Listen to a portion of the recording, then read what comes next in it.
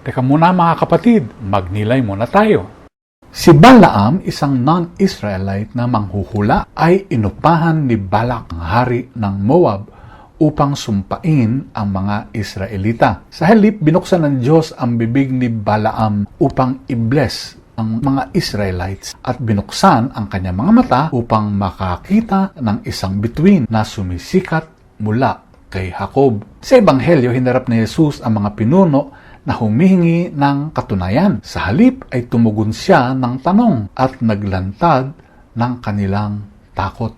Real authority is not volume or titles. It is reality shining through. Alam nyo, sa Harvard College Observatory, noong huling bahagi ng dekada 1800s, kumuha sila ng isang pangkat na mga kababaihan upang magsagawa ng computations, mag-measure ng star positions and brightness. Alam nyo, isa sa kanila ay si Henrietta Swan Leavitt na nag-compute ng pagkislap ng mga bituing Cepheid at natuklasan ang isang rule.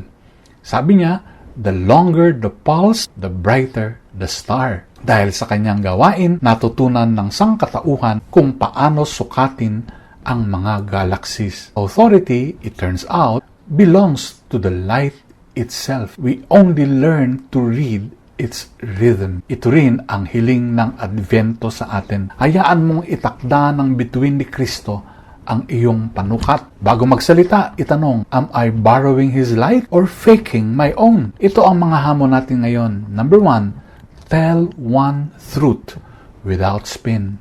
Number 2, choose a small blessing where you wanted a curse.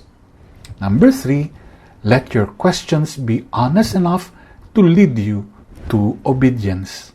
Tandaan, sumasagot ang liwanag. Pagnilayan po natin ito.